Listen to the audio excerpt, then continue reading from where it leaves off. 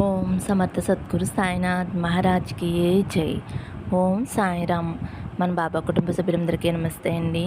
మీ అందరిపైన షిరిడి సాయినాథ్ ఆశీస్సులు ఉండాలని, మీరు ఎప్పుడూ సంతోషంగా ఉండాలని మనస్ఫూర్తిగా కోరుకుంటున్నాను. ఫ్రెండ్స్, మీకు ఎటువంటి కష్టాలు సమస్యలు ఉన్నా సరే ఒక్కసారి గురువు గారిని కాంటాక్ట్ అవ్వండి.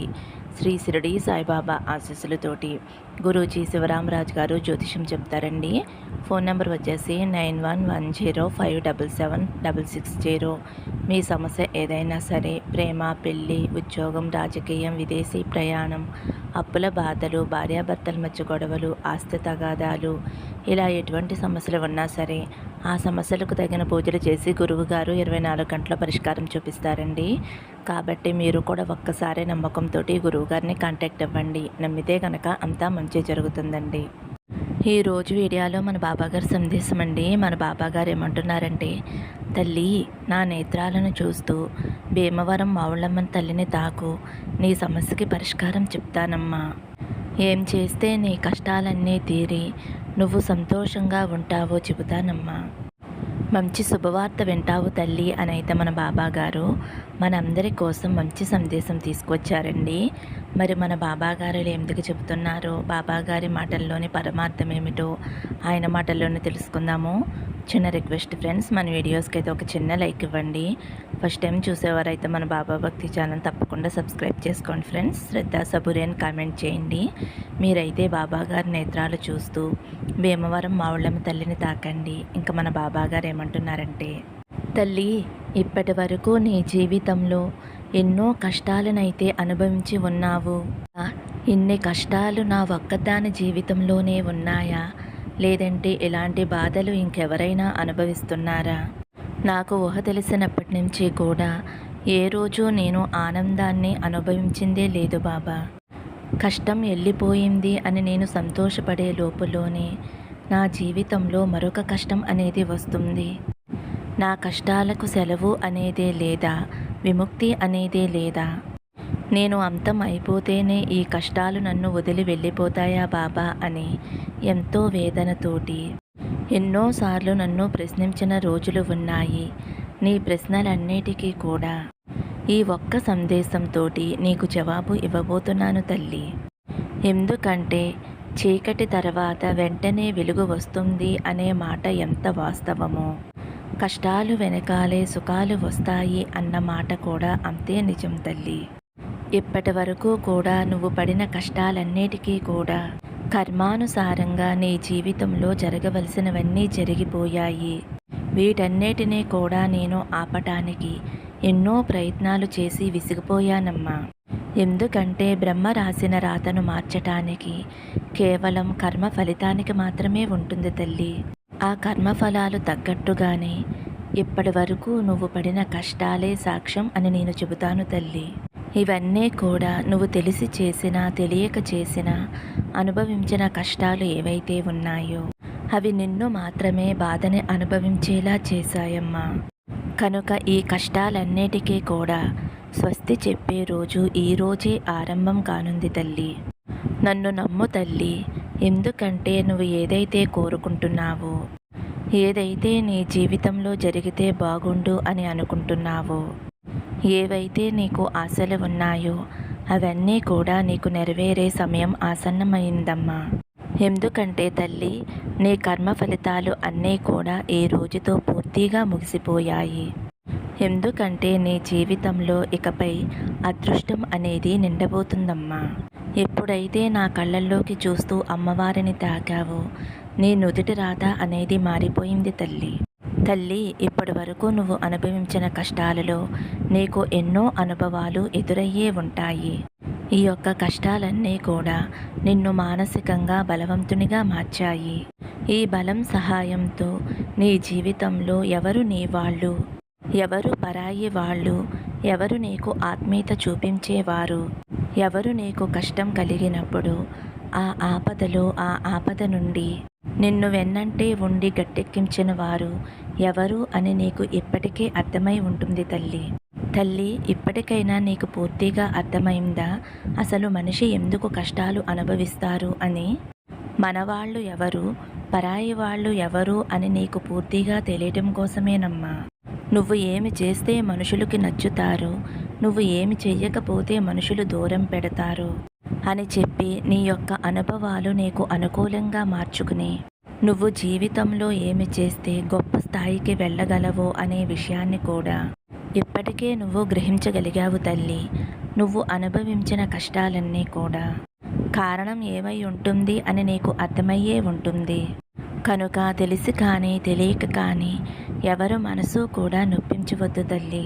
నీకు సాధ్యమైతే ఒకరికి సహాయం చేయి తల్లి. ఎదుటివారిని దూషించే మాటలు అనేవి ఎప్పటికీ కూడా మాట్లాడవద్దు. 100 మంది ఆవులు ఉన్నా కానీ దూడ తన తల్లి దగ్గరికి మాత్రమే వెళుతుంది. అదేవిధంగా పాపం అనేది కూడా చేసిన తప్పుల వల్ల వెనక్కి తిరిగి వస్తాయి. ఇది కూడా అంతే నిజం తల్లి. ఇక మీదట నువ్వు దేని గురించి కూడా కంగారు పడవలసిన అవసరం లేదు.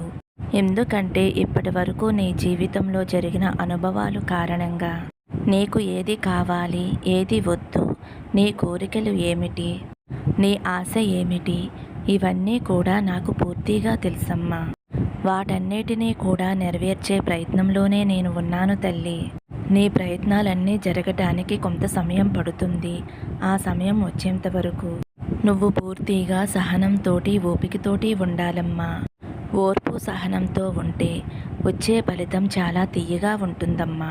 నువ్వు కోరిన కోరికలు అన్నీ తీరుతాయమ్మా. నువ్వు ఏదైతే జరిగితే నీ జీవితంలో సంతోషంగా ఉంటాను అని అనుకుంటున్నావో, అది వస్తువైనా, మనిషి అయినా, ఇష్టమైన బంధమైనా, ఉద్యోగ విషయమైనా సరే, ఏదైనా అది నీ కాళ్ళ వద్దకు వచ్చి చేరుతుందమ్మా. నీ యొక్క గొప్పతనాన్ని పొందే అర్హత నీకు ఉంది అని నీకు అర్థమవుతుంది తల్లి. కాబట్టి తల్లి, దేని గురించి కూడా నువ్వు ఆందోళన అనేది పెట్టుకోకుండా మనసుని ప్రశాంతంగా స్థిమితంగా ఉంచుకుని నువ్వు చెయ్యాలి అని అనుకున్న పనిని 100% శ్రద్ధతో చేస్తే ఏదైనా సరే అది నీ పాదాల దగ్గరికి వచ్చి చేరుతుంది అని నువ్వు గమనించుకో అమ్మా. నువ్వు కోరుకున్న లక్ష్యం వైపు నువ్వు పూర్తిగా 100% లక్ష్యం చూపించినప్పుడే నువ్వు కోరుకున్న కోరికలు అన్నీ కూడా జరుగుతాయి అని గుర్తుంచుకో అమ్మా.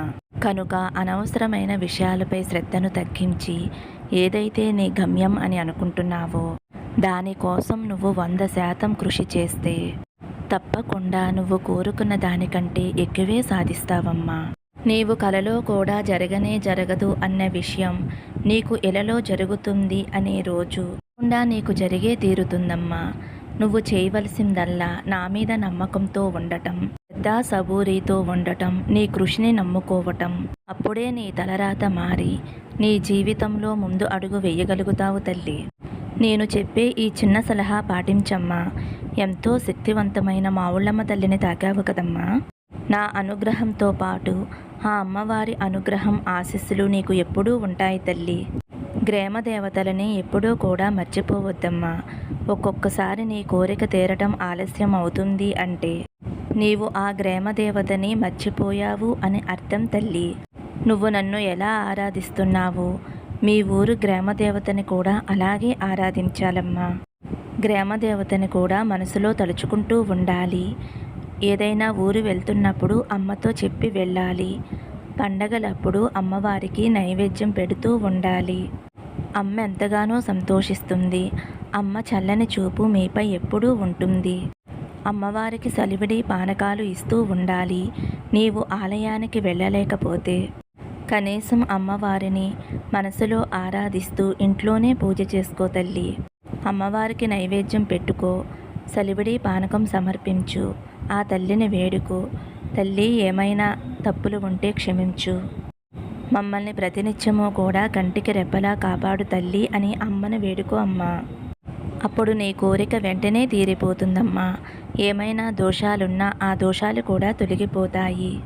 ఈ ఒక్క చిన్న పని చెయ్యమ్మా. ఇది నీ మంచి కోసమే చెబుతున్నాను తల్లి. నా బిడ్డలకి నేను చెప్పేది ఎప్పుడూ ఒకటి. నన్ను ఎలా అయితే ఆరాధిస్తున్నారో అందరి దేవుల్ని, దేవతల్ని ఆరాధించండి. అప్పుడు మీ కోరికలు అనేవి శీఘ్రంగా నెరవేరుతాయి. మీ కష్టాలు అనేవి మీ నుండి శాశ్వతంగా దూరమైపోతాయి. అర్థమైంది కదా తల్లి? నీ బాబా తండ్రి ఎప్పుడూ నీకు తోడుగా ఉంటాడమ్మా. మీకు, మీ కుటుంబానికి నా ఆశీస్సులు ఎప్పుడూ ఉంటాయమ్మా. మీరెప్పుడూ కూడా సంతోషంగా ఉంటారు అని అయితే మన బాబాగారు మా ఊళ్ళమ్మ తల్లిని తాకిన వారి గురించి అయితే మన బాబాగారు మంచి సందేశం అందించారండి. మరి మీరు కూడా గ్రామ దేవతల్ని ఆరాధిస్తూ ఉండండి ఫ్రెండ్స్. మనం మర్చిపోకూడదండి. మనం నెలకు ఒక్కసారైనా సరే అమ్మవారికి సలివిడి పానకాలు సమర్పించాలి ఫ్రెండ్స్. మీరు ఆలయానికి వెళ్ళలేకపోయినా ఇంట్లో మీ దేవుడి మందిరంలో సలివిడి పానకాలు సమర్పించినా సరిపోతుందండి. అమ్మ చల్లగా చూస్తుందండి మనల్ని. కాబట్టి బాబాగారు అయితే మనకి ఈ సందేశం ద్వారా గ్రామ దేవతల్ని మర్చిపోకూడదు అని అయితే మనకి తెలియచేశారండి. మరి ఈ సందేశం మీ అందరికీ నచ్చింది అనుకుంటున్నాను ఫ్రెండ్స్. నచ్చితే ఒక చిన్న లైక్ ఇవ్వండి.